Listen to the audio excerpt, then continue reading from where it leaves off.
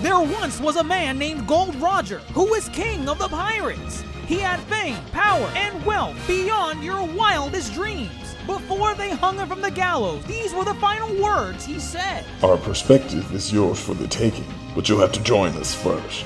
We left everything we debated at the Yonko table.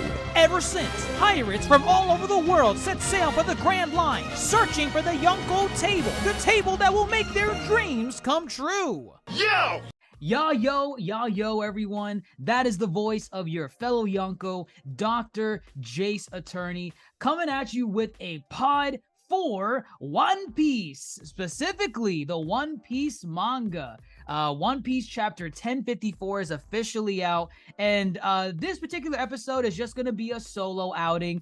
Grandmaster Hoop has handled solo outings himself before in the past when, no one could make it, unfortunately, to discuss on the pod. I believe it was for a Star Wars Obi-Wan episode. I think it was like maybe 2 episodes or so, but hopefully we'll be doing these weekly, and we'll have more cast members to join us in future outings because there's a lot to dissect in these One Piece chapters. And funny enough, we've been meaning to go over One Piece, the manga specifically, for quite some time already. We've been wanting to do this for, I want to say, since we started doing the Yonko Table podcast.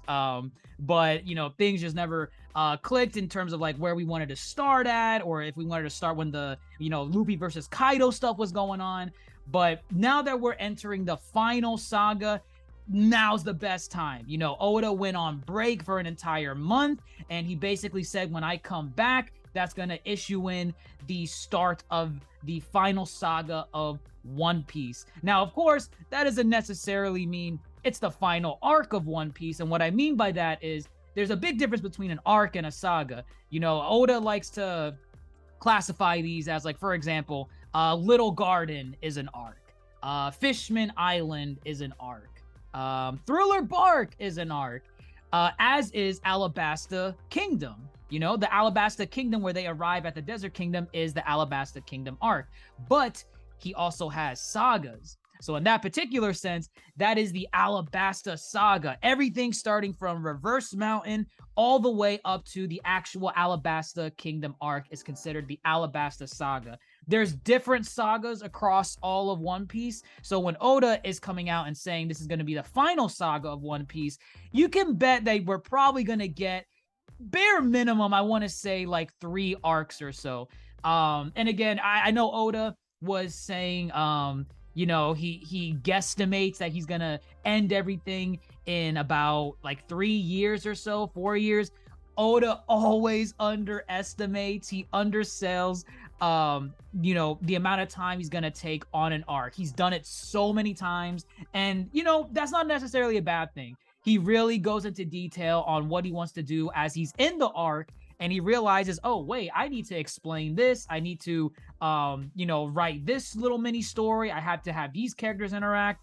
So 3 years minimum we're going to get of One Piece.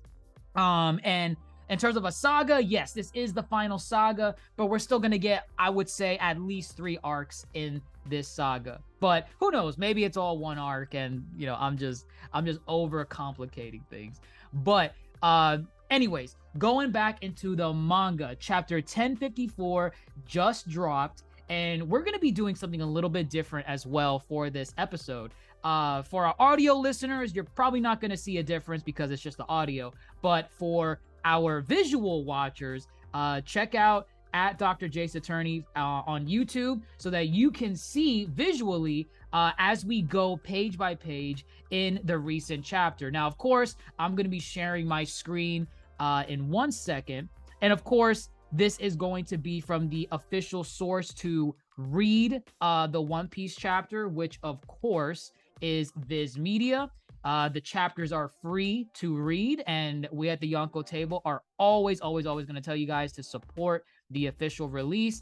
That's how we get more support over here in, globally, internationally, for One Piece to come out on a timely basis. So always support the official release. But for our visual watchers, I have on my screen right now the One Piece chapter. And of course, I like when Oda does color spreads, because these are always sick, man. Like, I love these. I have it as my background right now, but right now on my screen I also have what the color spread is, and you can see the 4 emperors, the kings of the of the new world. We got Buggy D Clown, we got Shanks, Blackbeard, or Marshall D Teach, and we have our own goat, Monkey D Luffy. And I just love this. I love the colors, I love the spread, I love how they're labeled as the 4 emperors. It's essentially how the last chapter we got ended already. So I am all excited about how we're gonna go from here. So we're gonna go onwards to the next page. And okay, so this is interesting. So Green Bull, the Admiral, this is a character that was hinted at before we closed off the previous chapter of One Piece, and he's also been hinted at way before this too. He was that new mystery admiral that we did not know what his shenanigans were, because obviously the original 3 admirals were Aokiji, Akainu, and Barcelino, and obviously Aokiji left the world government. He's no longer an admiral. Aokiji became the fleet admiral of the Navy. So now there's 2 vacant spots. And obviously one of those spots was taken up by Fujitora. And we've met Fujitora time and time again, throughout various arcs. And I think we really saw him showcase his prowess in Dressrosa. But there was always that mystery admiral that we never got to see. We only heard of him by name, and that's about it. There was nothing else that we learned about him through the arcs of One Piece, especially in the New World. But now we get to see this man in action. Green Bull is not playing games. And there were a lot of theories surrounding Green Bull for some time. I've seen some crazy ones where some people theorized he was Zoro's father in some degree, because I guess he has green in his name and Zoro has green hair. So I don't know where those were coming from, but I've seen some interesting theories on it. But I have not seen any theories that match the way he's being portrayed in this chapter. Green Bull has a demented form of justice in his mind. He believes the world government should be ruling with an iron fist. Literally, in a lot of ways, he feels like almost like a protege of Akainu. And I mean, this man, like, look at some of these lines. He's screaming at the people of Wano, saying, "You have no human rights." And then there's this controversial thing at the bottom left of my screen that you can see where he says discrimination creates solace. I think the unofficial translation for this specific scene, he says something like prejudice breeds stability or something. It is such a tyrannical thing to say, because I don't even think Akainu is that bad, like, he clearly has his messed up form of I'm trying to remember, I think he calls it absolute justice, because I think Lucci from CP9, he has a variation of that called dark justice. I think that's Lucci's philosophy on justice. Akainu has absolute justice. This guy, I don't know what tyrannical justice. I don't know what this guy is saying. He is saying some of the most effed up stuff in One Piece, and he's just blatantly saying it to these foreign characters. He's facing off against the shinobi, the samurai, and also he has a devil fruit that we've never seen before. I believe somewhere it is called, right here, bottom left corner, it's a Logia type fruit, and it's called the Woods fruit. It's a very strange name. I mean, it makes sense, right? It's he summons flora and trees and wood and all that stuff. So yeah, Woods. I guess it doesn't roll off the tongue, I guess, as opposed to some other devil fruit names. But hey, we're not here to judge devil fruit names right now. We're here to judge what this fruit does. So apparently it looks like it gives you the power basically to summon a forest, essentially. Like, that's literally what the man is doing.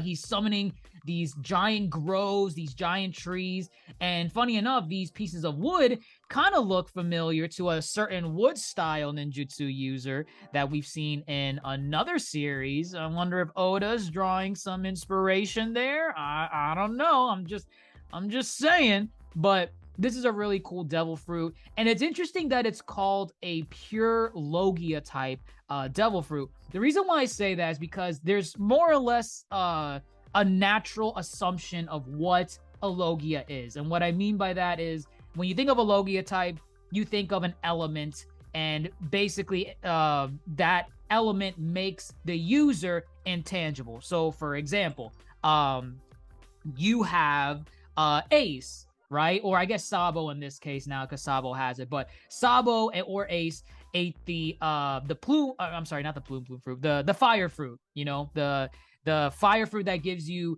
the element of, well, fire, right? And essentially no one can touch it because you are the element. The same with Crocodile and the sand fruit, Aokiji and the ice fruit, Akainu and the magma fruit. There's an unspoken law, or not unspoken because it has been spoken, but you guys get what I mean. With Logia type users, it is usually, it makes you intangible, right?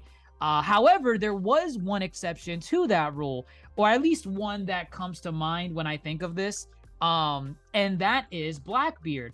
Blackbeard has a fruit, the Yami Yami no Mi, the dark fruit, and it is considered a Logia type.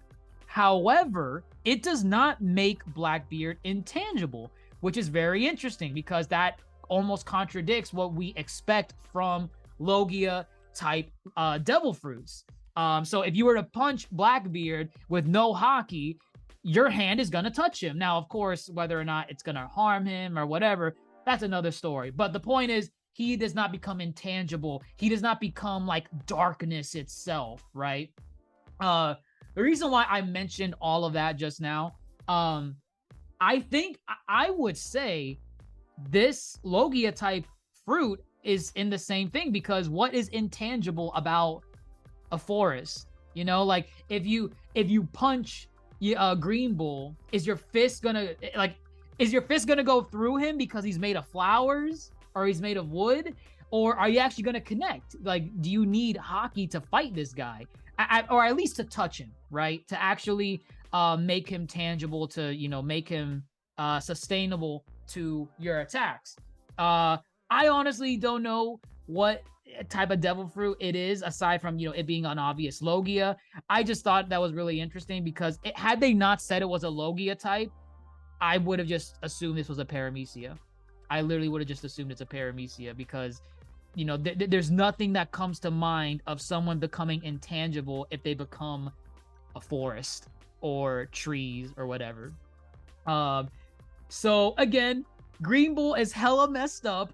This guy has mega problems, and yeah, he needs to be taken out big time. He's as to who's gonna face off with him, I don't know, but this man has problems. I do not see him becoming redeemed or reformed by the end of the series. This guy is messed up in the head. He is on a whole. I've seen threads of people saying that this character is so much worse in terms of like how messed up his form of justice is compared to Akainu. And to a degree, I would agree. I would agree. This guy has problems. He has major problems. But again, he's showing up on Wano because he wants to ensure that he reaches Luffy, and that's his goal in this chapter. He's here for Luffy, and you have characters like Yamato and the rest of the samurai basically scoring up against Green Bull and making sure he doesn't reach Luffy. And I like this because you even got on the next page Momonosuke, and he's doing his Momonosuke shenanigans where he's like breathing fire and nothing's really coming out. But even then, even in fear of his life, He learned from his battle with Kaido and everything. He's still gonna charge in and do his damn best to stop Green Bull. I love that character development in Momonosuke. And he's telling Yamato, you must not fight. And Yamato obviously is confused, not knowing what exactly is meant by that. Obviously, some honor-bound battle that he wants to have with Green Bull to at least repay Luffy back for what he did for his country. He saved his country and gave it a new chance at life by defeating Kaido. So that fight, I think, pretty much ends there. Or not the fight necessarily, but, for the chapter. The fight for the chapter kind of just ends there. So we're going to pick up on it next time we get back into these characters. And then we switch gears a little bit. We go onto the ship of Red Hair Shanks. And this bit is a little bit interesting because we always love seeing Shanks, right? We love seeing what he has to say, what are his thoughts on what's going on in the world. And to a degree, and I think a lot of people in our Yonko podcast would agree with me, these are some of the best chapters of One Piece we ever get. It's the epilogue to the major arc that just happened. So yeah, you got your final fight with Luffy and whoever the big bad is, and you have maybe Luffy unlocking a new power, so and so. And that's all great. Those are hype moments in One Piece as well. But in terms of just expanding on where the world is moving, these chapters following that final fight, those are the ones that are the most exciting, because then you get chapters like this where you have Shanks. We haven't seen Shanks in God knows how long. And it's funny because his first bit of dialogue right here is like, it's been ages. Yeah, Shanks. It has been way too long. But once again, you see some of his crewmates down on the bottom right corner over here. You see Yasop, and it's funny because the one bit of dialogue we get with him is like, wait, can we not disembark in this country, please? Because I'm not ready to see Usopp. It's very interesting that Shanks was on his way to go see Luffy in Wano, and they're all excited to see Luffy because they remember Luffy. They remember the good old days back in the East Blue, all the way back in chapter 1.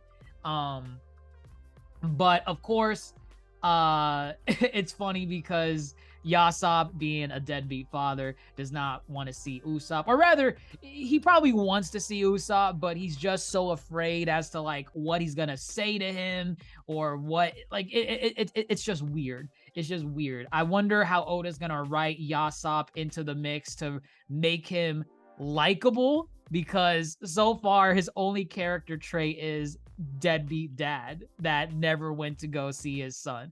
And I'm sure there's gonna be some storyline with that where he sailed away with Shanks so that his family can be safe from what was going on with the red hair pirates. I'm not gonna buy that as an excuse, but I could see Oda spinning a yarn with something like that. So we got Shanks looking at the wanted poster for Luffy. He's smiling. He's a proud papa. He's a proud red hair.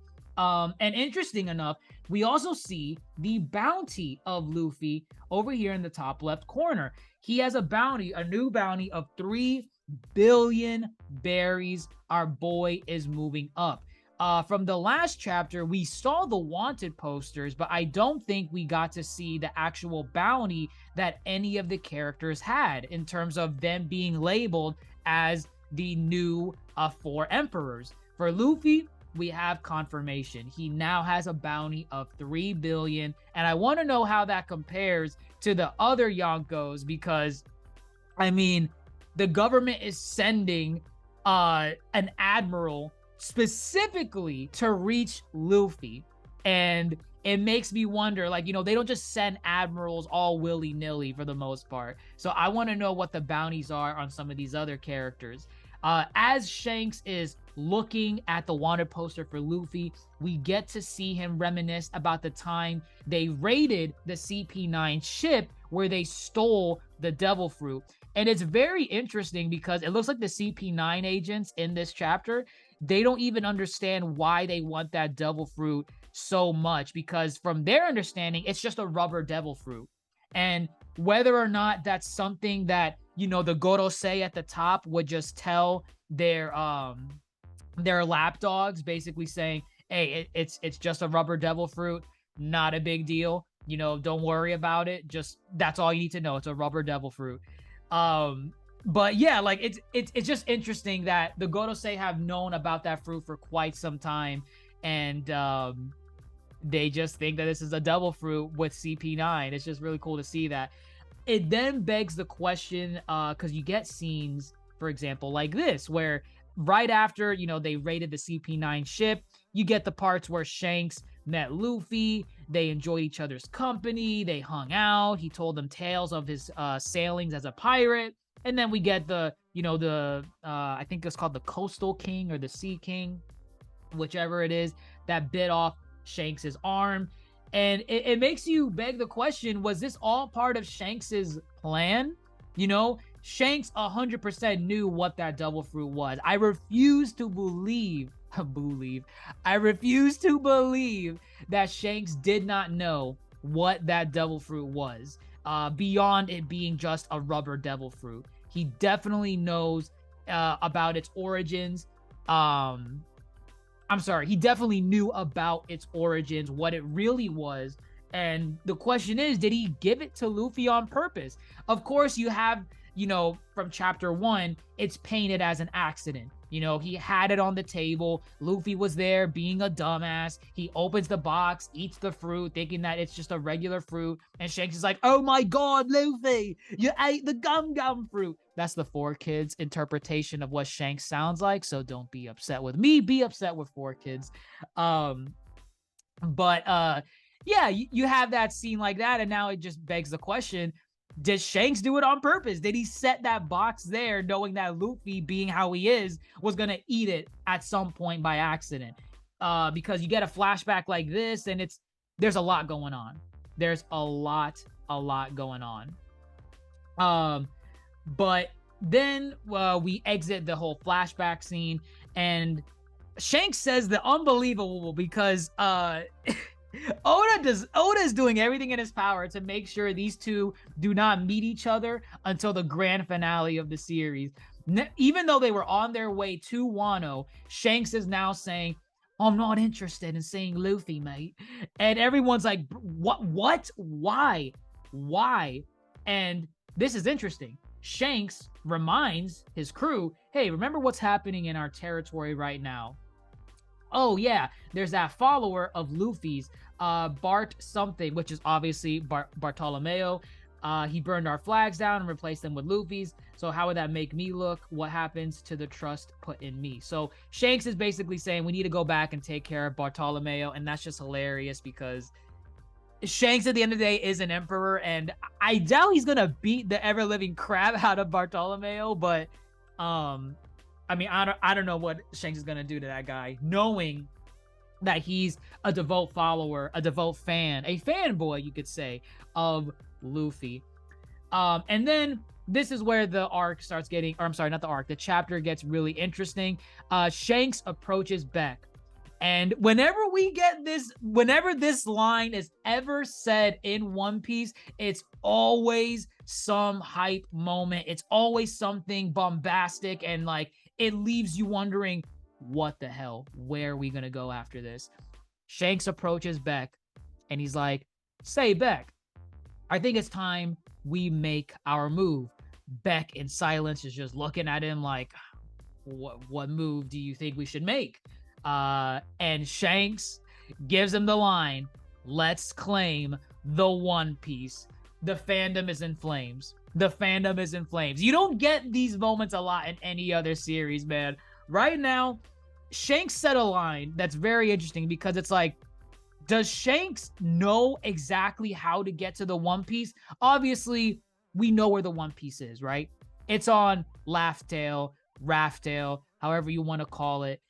It's on that island, but Shanks says it in a way where like it's readily accessible to him, to where he could just tell Beck, yeah, hey Beck, maybe we should go claim the One Piece because we know how to get to it, we know where it is, and I refuse to believe Shanks does not know what the One Piece is, especially since he knows he has to go and claim it. Now, what he means when he says let's go claim it, this can mean so many things. Does he want to claim it to become the king of the pirates? Does he want to claim it about, in anticipation for where the world is heading right now, knowing who the 4 emperors are? There's a lot of theories right now going on, thinking that Shanks might be the final villain of One Piece. While I can see that as a possibility, I don't see him being the final villain. I just can't. I can't. I understand when you get menacing panels like this on the bottom and you see Shanks like just, you zoom in on his eyes and it fades to black and he seems so menacing.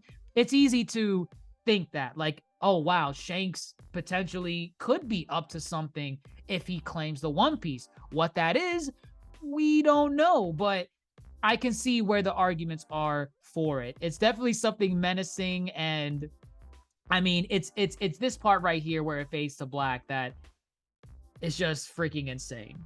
But then we shift over to the world government. These are the last couple pages of the chapter, and you could say these are probably one of the more interesting bits as well, aside from the Shanks portion. But it's basically the leaders of the world government talking with each other. You have the admirals discussing on what they should do, and what has been going on in the world so far. Let me see right here. You have Sabo making waves across the world. He's being considered the Flame Emperor, Sabo, not to be confused with the 4 emperors, but because Sabo is not necessarily a pirate, he's a revolutionary, they're kind of just giving him that title as, Flame Emperor Sabo. He's making waves. So we get those scenes with him, and then so let's read this line right here. Right, we have a member of I forgot who this character was. He's talking with Akainu, and he says 800 years ago the world government was created by 20 founders.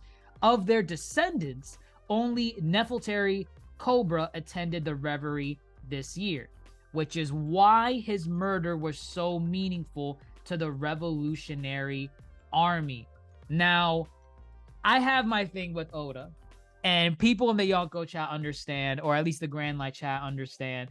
I have my thing with Oda where Oda does not kill people. Like, he does not kill any of his characters under 2 exceptions. Unless it's a flashback, meaning the character is already dead from, the past, and we're just reliving a moment from that character's life to see what happened, what led to their execution, their death, whatever. Characters die in that scenario. Or B, there is a major shift in the story to usher in that death. So like, for example, at Marineford, right? The arc that changed everything before the time skip, and it was a major shifting point in One Piece. Oda kills off Whitebeard and Ace. Those are the only 2 exceptions, at least in my opinion. My thoughts don't represent the Yonko table in its entirety, but those are the only 2 exceptions where Oda goes out of his way, in my opinion, to kill off characters. I know you have oh god, what was the Shogun's name in Wano? I think it was Orochi, or the guy with the 2 buck teeth or something. I know his head was cut off. I think he's alive. I don't know, man. I don't know. Oda does not really kill people in One Piece, especially like this. You're telling me Cobra, a major character in the politics of One Piece, right up there with Vivi, is gonna die off screen with no build up, like just nothing happens to. I'm sorry, man. I don't buy it. It doesn't help the fact that on the next page it says Vivi is MIA. She disappeared at the same time as Cobra's murder. I know that there is definitely a cover-up involving Cobra's murder, or rather his supposed murder. Vivi disappeared. Cobra is murdered, quote unquote. There's something going on, there's something going on. I don't think Cobra is dead, and I don't think Vivi's missing, but you guys get what I mean. There's something more afoot that is about to happen. And then we get some dialogue up here. Oh yeah, the guy that he's talking to is Director Naval Bureau of Investigation, Kuroma. That's the individual I was referring to earlier when I was like, who's talking to Akainu? Is that like another admiral or vice admiral? But it's the director of the Naval Bureau of Investigation, Kuroma. So we get this bit of dialogue up here where it says, just before that murder in the land of the gods, the living area of the celestial dragons, they destroyed the hoof of the celestial dragons, symbol of the world nobles, in a declaration of war. Admirals Ryokyu God, I'm butchering that. And Fujitora led the navy into battle. But in the end, the ex-revolutionary and celestial dragon slave Bartholomew Kuma was freed, and all of the revolutionaries escaped. I want to know what is going on with Kuma, because there was that whole thing with Kuma where he was being experimented on and he was less human now than he ever was. So now he has like no capacity for thought outside of thinking for the world government. I want to know what Kuma's game is in this. So then we get more dialogue from the director. I'm certain that it was difficult for the admirals to exhibit their full powers in the land of gods. Akainu says don't make excuses for him. Because yeah, these revolutionaries, you know, Sabo is OP, and these revolutionaries are pretty powerful in their own right. But against two admirals, Fujitora and Green Bull, like, I'm sorry. Like, I'm sorry. That to me is like, there is no way, unless the admirals are pulling their punches, there's no way that they are putting up a fight against that. And, you know, the director says that. He basically says, oh yeah, these characters, they were likely holding back. That's the understanding of what's going on here. So anyways, their conversation continues. There was the discussion of St. Charlos, the attempted murder of St. Charlos. So unfortunately, that POS has not bitten the bullet yet, but I'm sure once Oda decides we're in the end game of One Piece and he starts chopping up heads, you know, we're going to get more deaths in that regard. Then he also says the Holy Knights have intervened, and it's all a big mess now. Fast forwarding through some of the dialogue pieces. The director says, okay, now this part is interesting. But in each case, the public is convinced that Sabo was the one pulling the strings, and it's causing quite a stir. Add to that the recent events orchestrated during the King's return with the 8-nation revolution, and now the many sparks of rebellion smoldering all over the world. This is a money shot panel right here. Sabo's revolutionary spike is so powerful, they are thinking that he is a bigger threat than I thought they said somewhere in here that it might have more influence than Dragon. I thought they said that somewhere. No, I don't see it anywhere here. Well, I don't see it here now. I could have sworn it was earlier in the chapter beforehand. But essentially, Sabo's the face of revolution across the world, across all 8 nations, across all 8 kingdoms. This man is sparking war everywhere. And that's a major problem for the government. We're finally starting to see the Revolutionary Army take steps into what their end game is. We obviously know their goal is to topple the government, but they have not really shown their cards on the table, so to speak, up until, you know, really right now. They are inciting revolution. It's in their name. The Revolutionary Army is actually inciting revolution across the world with Sabo as the face. That is really cool. I wonder, however, why isn't Dragon involved in this? Obviously, Dragon is behind the scenes. He's the one, like, you know, sending the troops out to do all their revolutionary deeds.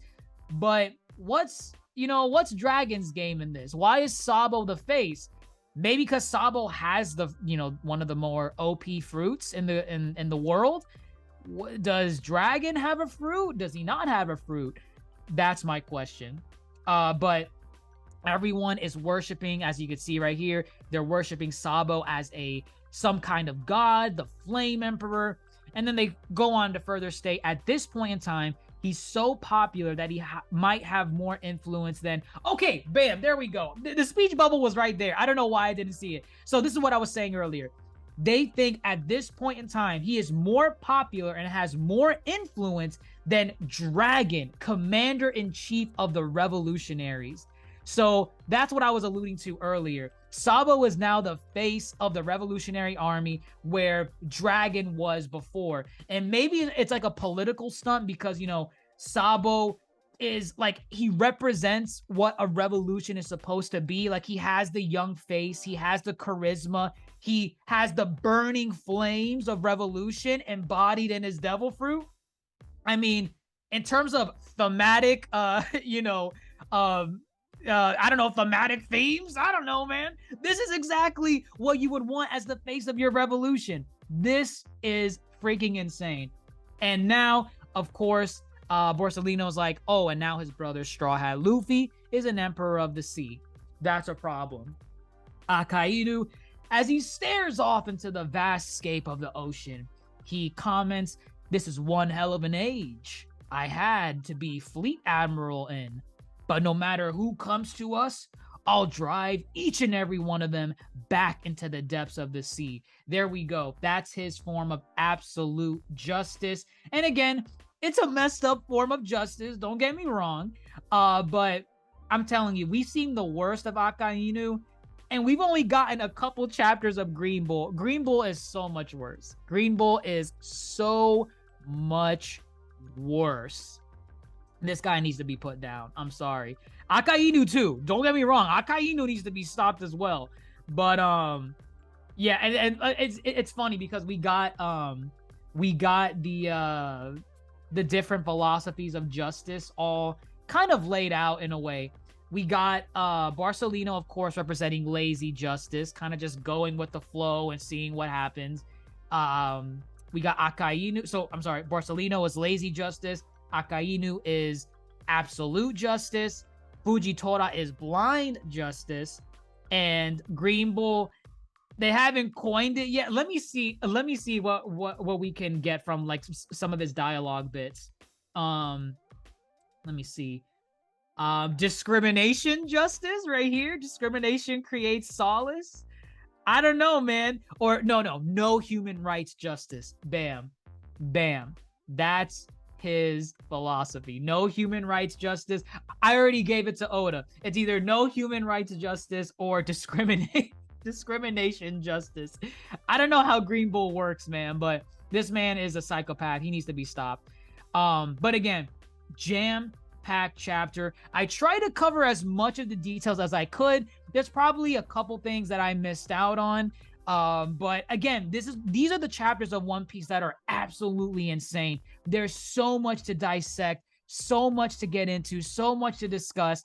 And honestly, at the Yonko table, this is the time to be jumping into the series. As you guys know, if you've been following us, we do our One Piece Chronicles every week where we cover an arc in One Piece and discuss the ins and outs, the foreshadowing, the characters, the synopsis, all that stuff. Coming up, we're going to be covering Skypiea, and that's a big arc, by itself.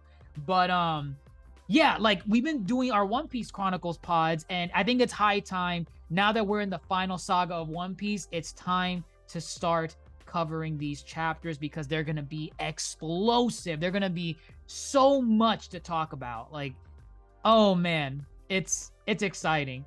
But I think that's all I have for you guys. And again, I know it was kind of a bit of a shorter podcast compared to how we usually handle it, but next time hopefully we'll get more of a group so that we can get differing opinions and differing perspectives on what they think of the chapter. But those are my thoughts. That's what I liked about the chapter, and those are kind of the questions I have going into the next week's chapter, because it doesn't look like it's going on break, because on the last page it doesn't even say next week we're on break or something. So next Sunday we should get another chapter of One Piece. And if you guys want to read this chapter of One Piece, I'm going to have a link in the description box down below for the official release. It's totally free. You can read the last 3 chapters for free. Or if you want to read all of One Piece on Viz Media, you can subscribe to them and basically, you know, get some more One Piece greatness into your catalog. So yeah, that's all I have to say, folks. Let me know what you think in the comments below, wherever you're listening to us on, whether it be YouTube, Apple Podcasts, Spotify, Twitter, Instagram. Give us a like, give us a share, let us know what you think. And don't forget to check out our Discord. And to gain access to it, check out our Patreon. All that goodness in the link in the description box down below. We're blowing that up right now with One Piece discussions as we speak. So I'm super excited. Let me know what you guys think. But with that, everyone, I'm your Yonko host, Dr. Jace Attorney, signing off, and take care.